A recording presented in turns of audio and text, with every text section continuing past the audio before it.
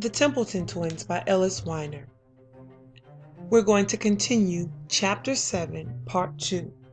Please turn your books to page 90. We left off where there was a star trying to figure out the cryptic code for the title of the chapter. There's also a small star at the bottom of the page in small print. We're going to read the small print in with the star. Let us begin. The answer, as the numbers plainly inform you, is 3 words of 8, 3, and 5 letters. Try asking yourself, what is a very common 3-letter word that might appear in a chapter title? The obvious 2 answers to that are and the. Since there is no H or E in the title, it can't be the. So try eliminating and from the cryptic title and rearrange what is left. You will end up with the word cryptics and the word drums. Now put the and back in. There you have it, cryptics and drums. Put your finger where it says Abigail at the middle of the page. We're going to continue reading on page 90. Abigail unpacked her hobby equipment, which included several books of puzzles, a dictionary, and a pad of blank paper for trying to figure out combinations of letters.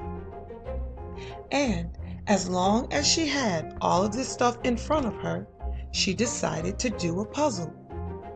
She sat at her desk and turned on the lamp. In working on her puzzles, by the way, she had the benefit of one of her father's many inventions, the self-generated variable luminosity light pen, or SGV LLP. Okay, we can all agree that Professor Templeton was not skilled in naming his inventions, but he was skilled in inventing his inventions, and this was one of them. It was a pen attached by a thin black cord to a band you wore around your head. On the band was a light that shined down on whatever you were writing. The clever part of this invention was that the brightness of the light increased with the motion of the pen. So, when you were writing, the light was bright. When you stopped writing and were thinking, the light was dim. Abigail had been working away at the puzzles for about 15 minutes when she heard a sharp knock on her bedroom door. Before she could say, "Who is it?" or "Come in," the door creaked open and Nanny Nan appeared. She was wearing her black baseball cap. She had worn it during dinner, too. "Too quiet in here," Nanny Nan said. "I don't like it when a kid's room is quiet. It means they're probably trying to get away with something." "I'm doing a cryptic crossword," Abigail said. "It's my hobby."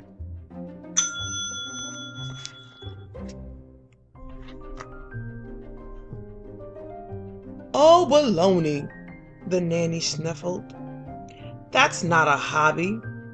Crossword puzzles are for grown-ups to do on a train. A hobby for a kid is collecting stamps or building plastic models of ships and airplanes." Nanny Nan marched over to Abigail and picked up the cryptic crossword book. She said, skimming it quickly. "No, I don't like the look of this. Sneaky nuts into cobras, 5. Makes me nervous. No one would try to sneak nuts into a cobra unless she was trying to get away with something." Abigail brightened. "Snakes?" Nanny Nan's eyes widened. "Where?" She grabbed Abigail's pen and peered widely around the room. "Stand back." "No," Abigail said. She gently took the puzzle book from Nanny Nan and pointed at the open page. "Sneak nuts into cobra is a clue, and the answer has 5 letters. The word sneak is nuts. That means you rearrange the letters of sneak. You can move them around and get snake. A cobra is a snake, and it has 5 letters. So the answer is snake." "I don't like snakes, and I don't like the idea of sneaking nuts anywhere. If you have nuts, eat them, period. Now read a book." "But if I read, the room will be quiet, and you'll come in and think I'm trying to get away with something," Abigail said. "That's right," replied Nanny Nan, "and that's why I want you to read aloud." Nanny Nan shook her head, tucked the crossword book under her arm, and headed out the door. "Out loud!" she called over her shoulder as she left.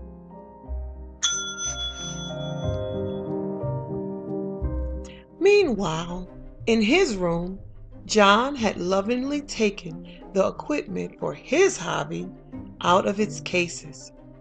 Yes, cases. John, you see, played the drums.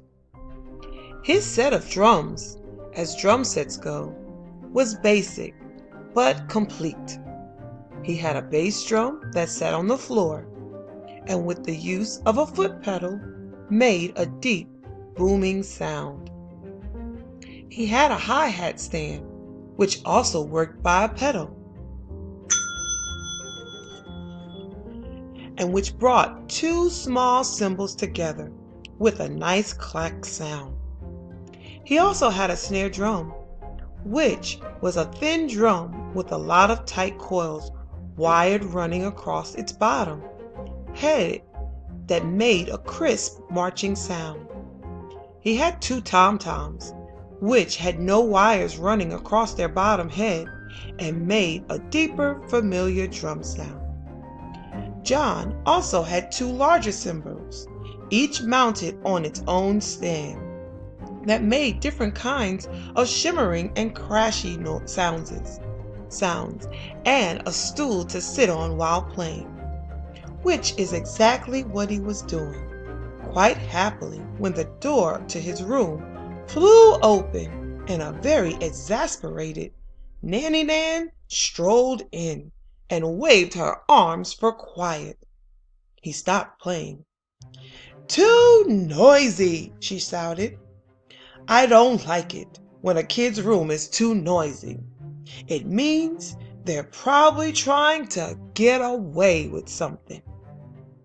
"I'm practicing my drums," John explained. "It's my hobby." "Again with the hobby," Nanny Nan said. "No, out of the question. Go build an airplane or a ship, out loud." And with that, she strolled from the room.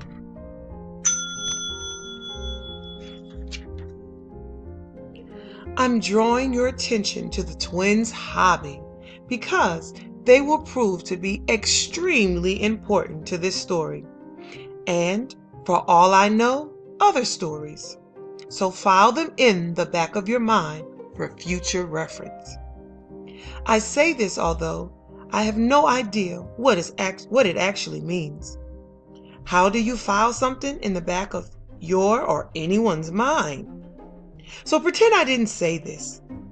I will remind you of these hobbies and their importance over and over again anyway. So don't bother filing anything and just leave the back of your mind alone.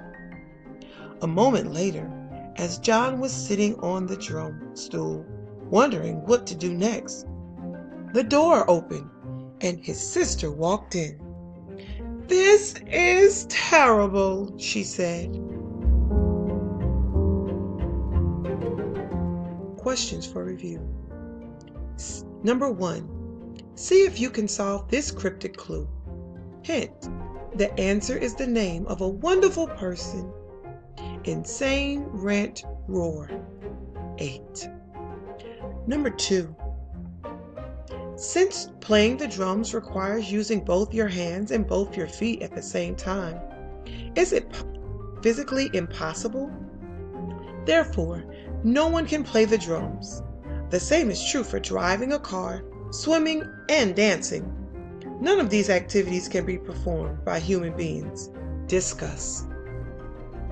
Number 3, would you like Nanny Nuna to be your nanny? Well, maybe it's not up to you. That is the end of Chapter 7.